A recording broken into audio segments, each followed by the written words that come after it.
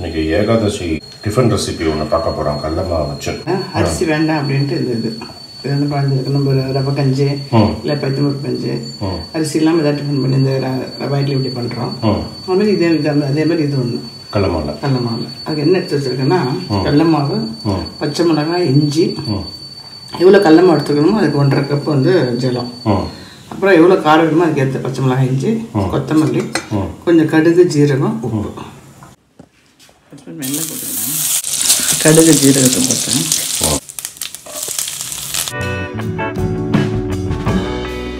நல்லா வறுத்துன்ட்டு நல்லா வாசனை அளவுக்கு வறுத்துன்ட்டு அப்புறம் ஜலம் விட வேண்டியது. ரொம்ப சிம்பிளான ஈஸி டிஃபன். நம்ம மோர்களி பண்ணுறோம்ல, மோர்களிக்கு வந்து அரிசி மாவு போட்டு மோரை விடுவோம். மோர் விரத தண்ணிக்கு மோர் சாப்பிடக்கூடாதுனால இன்னைக்கு விரதம்னு இல்லை, ஏகாதசி இருக்காது மோர்லேயும் பண்ணலாம்.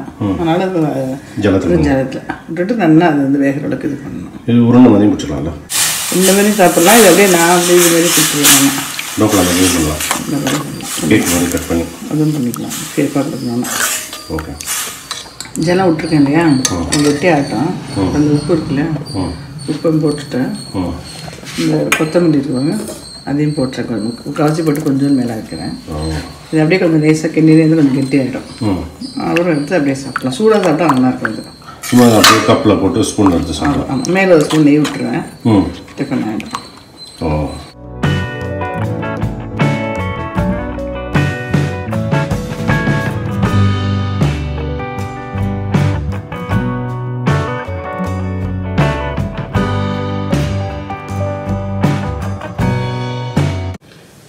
இது ஆயிடுச்சு. என்னென்னா கேசரி பண்ணுவோம். கேசரி பண்ணி நெய்வேத்தி பண்ணி சாப்பிடலாம். சுகர் சாப்பிட வேண்டாம், சுகர் திகட்டி விடணும், பசி அடங்காது. ஸோ அதுக்காக இது வந்து எப்படின்னா கடுகு ஜீரகம் போட்டுன்ட்டு பச்சை மிளகாய் இஞ்சி வதக்கின்ட்டு கடலமாவு போட்டு நல்லா வறுக்கணும். கடலை பச்சையாக இருந்தால் ஒட்டிக்கும் வாயில.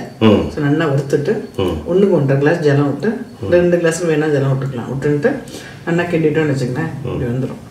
அதுக்கப்புறம் மேலே கொஞ்சோண்டு நெய்யோ வெண்ணெயோ விட்டுன்ட்டு இருக்கும்போது வட்டாமல் விடணும். இது வந்து இப்போ காத்தெல்லாம் எடுத்துக்கலாம். காத்தில் எடுத்துக்கலாம். இல்லை சப்போஸ் முதல் நாள் வந்து ஒரு வேளை தான் எடுத்துக்கிறோம் அப்படின்னா இதை மத்தியானமாக எடுத்துட்டு நைட்டுக்கு கொஞ்சோண்டு கஞ்சி ஏதாவது போட்டு குடிச்சிக்கலாம். நாளைக்கு நிச்சயமாக இருக்குது. Super, thanks sir. போன தடவை வந்து இந்த இது பார்த்தோம், இந்த சீதா தேவி சொல்கிறா இல்லையா, அந்த 3 தோஷம் எப்படி இருக்கணும் அப்படின்றதுங்க. ஆமாம், போன கதையில் வந்து ரிஷிகள்லாம் வந்து ராமனை சேவிச்சுட்டு கோரிக்கை வைக்கிறான். அதுக்கு சீத்தை வந்து உங்கள் வில்லு அம்பு எல்லாம் கொஞ்சம் மூட்டை கட்டி வச்சுட்டு சும்மா சமாதானம் போங்க, சண்டை சச்சரவுலாம் வேண்டாம் அப்படிங்கிறான். அது வந்து அதோட காரணத்தை புரிஞ்சுக்கிறார் ராமன். பார்த்துட்டு ஒரு புன்னகை, அந்த பூத்த சம்பவத்தை பார்த்தோம். இன்னைக்கு வந்து என்ன பார்க்க போறோம்னா, அகஸ்தியர் ஆசிரமத்துக்கு போறார் ராமன். லக்ஷ்மணன் சீதை அவ 2 பேரும் பின்தொடர்ந்து போறா. அகஸ்தியரை போய் பார்க்கறான். அகஸ்தியர் வந்து ராமனை பார்த்துட்டு அந்த ராமனுடைய அந்த ஒரு அழகும் அந்த தேஜஸும் அந்த புன்முறுவலும் அந்த ஒரு கம்பீரமும் பார்த்துட்டு ராமனை பத்தி புகழ்வார்னு பார்த்தா சீத்தையை பத்தி புகழ ஆரம்பிச்சிட்டார் அகஸ்தியர். அகஸ்தியர் வந்து தமிழ் புலவர். சீத்தையை பத்தி புகழ ஆரம்பிச்சிட்டார். எப்படி வந்து ராமன் வந்து ஒரு ஆணுக்கு ஒரு அடையாளம், ஒரு ஆண் அப்படின்னா எப்படி இருக்கணும் அப்படின்னு ஒரு சட்ட திட்டங்களோட எடுத்த ஒரு அவதாரம் ராம அவதாரம். பெருமாள் அப்படி வரும்போது தாயாரும் அப்படித்தானே வருவா. எப்படி வருவா? ஒரு பெண்ணுக்கு உண்டான அடையாளத்தோட, பெண்ணுக்கு உண்டான லட்சணத்தோட தானே வருவா. அகஸ்தியர் சொல்றார், ராமா உனக்கு வந்த மனைவி எப்பேற்பட்டவள் தெரியுமா? சின்ன வயசுல இருந்தே வந்து ராஜபோகமா வாழ்ந்தவர். ஜனகனோட பொண்ணு தானே, ஜனகன் எடுத்து வளர்த்த பொண்ணு, அதனால ஜானகின்னு சொல்லுவோம். ராஜபோகமா வாழ்ந்த பொண்ணு. புக்காத்துலயும் வந்து பெரிய ராஜ குடும்பத்துலதான் பார்க்கப்பட்டான்.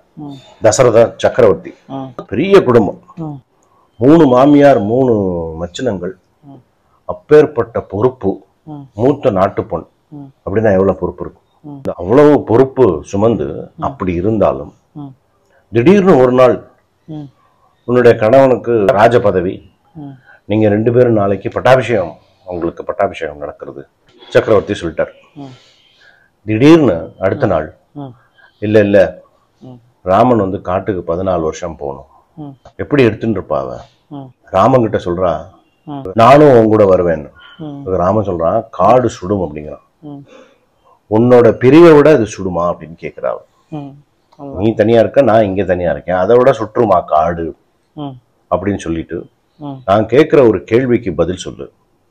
சரியா நீ சொல்லிட்ட அப்படின்னா நீ போலாம், நான் இங்க இருக்கலாம். தப்பா சொல்லிட்டேன்னா நான் உங்க கூட வருவேன் அப்படிங்கிறான். ராமனுக்கு ஒரே சந்தோஷம். இது நம்ம கேள்விக்கு நம்மளால பதில் சொல்ல முடியாதா? சரி கேளு அப்படின்னு எப்பவும் போல ஒரு புன்னகை. சரி கேளு அப்படிங்கிறான் ராமன். சொர்க்கம்னா என்ன, நரகம்னா என்னன்னு கேட்கிறான். அவன் சொல்லலாம், சொர்க்கம் புண்ணியம் பண்ணவான்லாம் போவா, நரகம் வந்து பாவம் பண்ணவான்லாம் போவா, அங்க தண்டனை கிடைக்கும், தண்டனை முடிஞ்சதுக்கு அப்புறம் திருப்பி வருவான். தப்புங்கிற அவன். என்ன தப்பு, இதுல என்ன தப்பு, இதெல்லாம் நம்ம படிச்சிருக்கோம் அப்படிங்கிறான். அப்போ சீதை சொல்றா, நீ சொர்க்கம்னா எது நரகம்னா எதுன்னு நான் கேட்டா யாருக்குன்னு கேட்கணும். ஏன்னா ஒரு ஒருத்தருக்கும் இதோடைய டெஃபினிஷன் மாறும் அப்படிங்கிறான். எப்படிங்கும்போது, நீ இருக்கிற இடம் எனக்கு சொர்க்கம், உன் கூட நான் சேர்ந்து வாழறது சொர்க்கம், சேர்ந்து வாழலை அப்படின்னா அது நரகம் எனக்கு. நான் வந்து அடுத்த பிறவியை பத்தியோ அடுத்த ஜென்மா பத்தியோ நம்ம உடல் இறந்ததுக்கு அப்புறம் போறதை பத்தி நான் பேசல, இன்னைக்கு நான் பேசுறேன் அப்படிங்கிறான். எப்பேற்பட்ட ஒரு மனைவி அந்த ராமனுக்கு கிடைச்சது இல்லையா? கையை பிடிச்சுன்னு அப்பவே கூட்டின்னு போயிட்டான், வேற மறுவார்த்தையை பேசல, சரி வா அப்படின்னு கூட்டின்னு போயிட்டான். அகஸ்தியர் சொல்றார், எப்பேற்பட்ட மனைவி, எப்பேற்பட்ட பெண். அந்த பெண்ணோட லட்சணம்லாம் இப்படி இருக்கணும். அதனாலதான் பெண்ணை வந்து பெண்மணி அப்படின்னு சொல்லுவோம். ஆணுக்கு வந்து ஆண்மணி எல்லாம் கிடையாது, ஆண் மட்டும்தான். பெண்ணுக்கு வந்து பெண்மணி, பெண்மணி, அது வந்து ஸ்திரீ ரத்னம் அப்படின்னு சொல்லுவோம். அப்பேற்பட்ட லட்சணத்தோட வந்திருக்கா உனக்கு மனைவி. சுந்தரகாண்டத்துல அனுமன் வந்து சீதையை பார்த்துட்டு ராமனோட கணையாழி கொடுத்துட்டு அவள்கிட்ட இருந்து சூடாமணி வாங்கிட்டு நேர ராமனை பார்க்க வரான். அப்போ சொன்னது நமக்கு ஞாபகம் வரும். பார்த்த உடனே சீதையை பார்த்தேன்னு சொல்லல, கண்டேன் சீதையை சொல்லியாச்சு. சொல்லிட்டு அடுத்த செயல் என்னன்னா, சீதை இருக்கிற பக்கமா திரும்பி ராமன் இருக்கிற திசையில கால், சீதை இருக்கிற திசையில சிரம், தலைய வச்சு படுத்துட்டார். சாஷ்டாங்கமா நமஸ்காரம் பண்றார் தென் திசையை நோக்கி. சோ சொல்லால ஒரு சமிஞ்சை கொடுத்தார், பார்த்துட்டேன் அப்படின்னு. அவ எப்படி இருக்காங்கிறத வந்து இப்படி பண்ணி காமிக்கிறார் ஆஞ்சநேயர். எப்படி இருக்கா அவ? வணங்கத்தக்கவளா இருக்கா. நான் அங்க பார்த்தது சீத்தை மட்டும் இல்ல, கற்புக்கரசி, மேன்மை பொருந்தியவள், ஒரு பெண்மைக்கே உண்டான லட்சணம் என்னென்ன இருக்கோ எல்லாம் சேர்ந்த ஒரு கலவையை பார்த்தேன். அது ஒரு சீத்தை மட்டும் இல்ல, வணங்கத்தக்க நிலையில அவ இருக்கா அப்படிங்கிறத அந்த செய்கையால காமிச்சார் ஆஞ்சநேயர். அப்பேற்பட்ட சீத்தை அப்படின்னு சீத்தை புகழ்லாம் சொல்றார் அகஸ்தியர். அப்போ ராமனுக்கு எப்படி இருக்கும்? பூரிப்பு. அப்போ வந்து ஒரு புன்னகை. ஆசுகவி வில்லூர் சுவாமிகள் அது ஸ்லோகமா வடிச்சார்.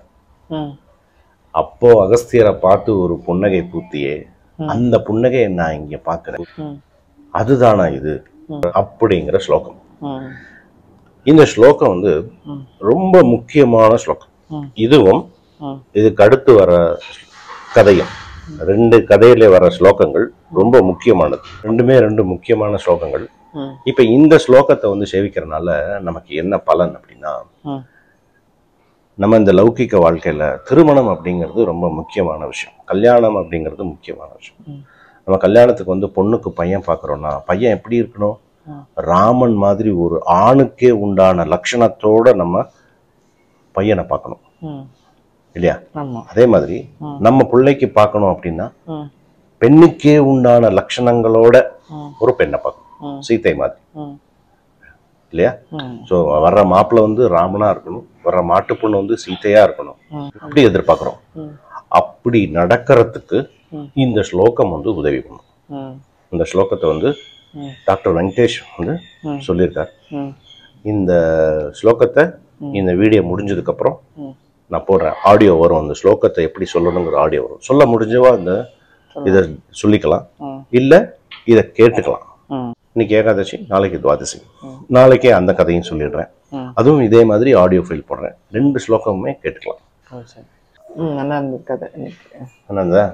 இந்த கோயிலை பார்க்கணும். ஆக்சுவலா அந்த இன்ட்ரோடக்ஷன் சொல்லி பெருசா பார்க்கணும் சொல்றேன். இந்த புன்னகை ராமாயணம் அப்படிங்கிறது என்னன்னா, வடுவூர்ல இருக்கிற ராம விக்கிரகம் இருக்கு இல்லையா, அது புன்னகை புத்த மாதிரி அப்படி இருக்கும். வந்து ஆசகவி வில்லூர் சுவாமிகள் அந்த ராமனோட புன்னகையை பார்த்துட்டு 317 ஸ்லோகங்கள் பண்ணார். 317 ஸ்லோகங்களும் டைரக்டா ராமனை அட்ரஸ் பண்ற மாதிரி இருக்கும், ராமன்கிட்ட பேசுற மாதிரி இருக்கும். எப்படி குருவாயூரப்பனுக்கு பட்டாத்திரி வந்து நாராயணியம் பண்ணாரோ அது மாதிரி வில்லூர் சுவாமிகள் இதை வந்து புன்னகை ராமாயணமா வடிச்சார். அதான் புன்னகை ராமாயணம், மந்தஸ்மித ராமாயணம் அப்படின்னு சொல்லுவோம். அதுதான் பார்த்துட்டு இருக்கோம் நம்ம ஏகாதசிக்கும். தேங்க்ஸ்.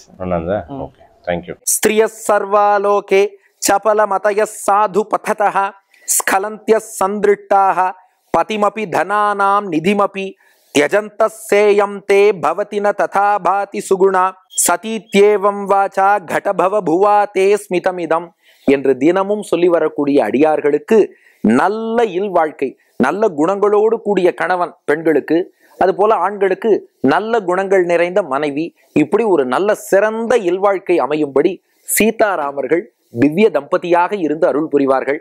நன்றி, வணக்கம்.